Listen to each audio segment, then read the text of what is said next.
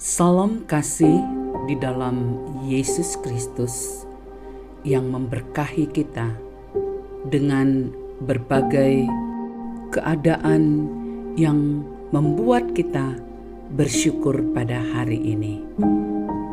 Para pendengar renungan Oasis Fajar, mari kita sejenak menundukkan kepala kita, mengangkat hati kita kepada Tuhan dalam doa.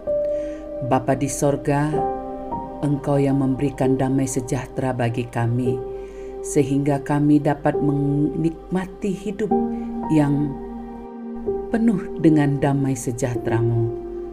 Sebab itulah kami suka mendengarkan Engkau berbicara kepada kami. Di dalam nama Yesus Kristus kami berdoa. Amin. Saudara-saudaraku, pembacaan firman Tuhan terdapat dalam Imamat 4 ayat 27 hingga 31. Jikalau yang berbuat dosa dengan tak sengaja itu seorang dari rakyat jelata, dan ia melakukan salah satu hal yang dilarang Tuhan sehingga ia bersalah, maka jikalau dosa yang telah diperbuatnya itu diberitahukan kepadanya, haruslah ia membawa sebagai persembahannya karena dosa yang telah diperbuatnya itu seekor kambing betina yang tidak bercela. Lalu haruslah ia meletakkan tangannya ke atas kepala korban penghapus dosa dan menyembelih korban itu di tempat korban bakaran. Kemudian imam harus mengambil dengan jarinya sedikit dari darah korban itu, lalu membubuhkannya pada tanduk-tanduk mezbah korban bakaran. Semua darah selebihnya haruslah dicurahkannya kepada bagian bawah mezbah. Tetapi segala lemak haruslah dipisahkannya, seperti juga lemak korban keselamatan dipisahkan, lalu haruslah dibakar oleh imam di atas mezbah menjadi bau yang menyenangkan bagi Tuhan. Dengan demikian, imam mengadakan pendamaian bagi orang itu sehingga ia menerima pengampunan. Saudaraku, inilah pembacaan firman Tuhan pada hari Sabtu 21 Februari 2026 yang diambilkan judul Pendamaian Membawa Pengampunan. Ayat penekanan pada ayat 31b. Dengan demikian, imam mengadakan pendamaian bagi orang itu sehingga ia menerima pengampunan. Saudaraku, ada satu tradisi di Kabupaten Sigi, yaitu acara adat yang disebut Moraeo atau Hari Berdarah.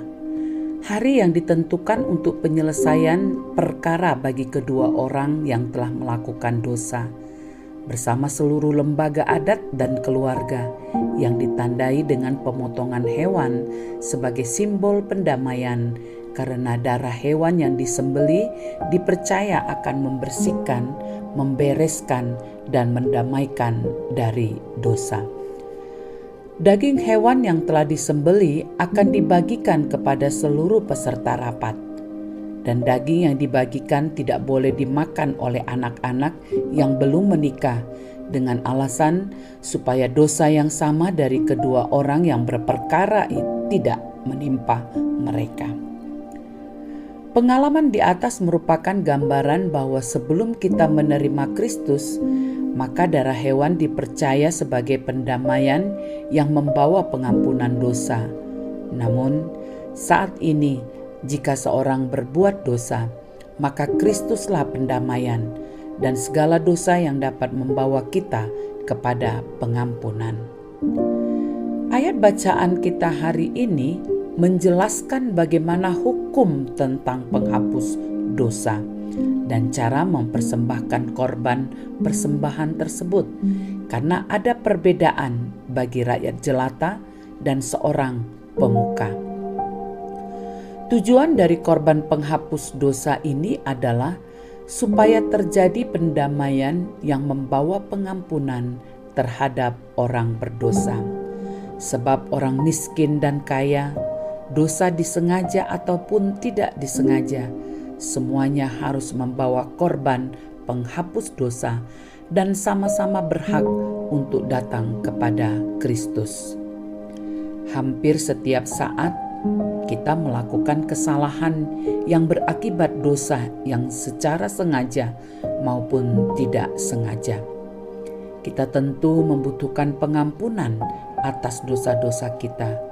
Jalan satu-satunya untuk mencapai pengampunan yaitu melalui pendamaian yang dikerjakan oleh Yesus Kristus di atas kayu salib.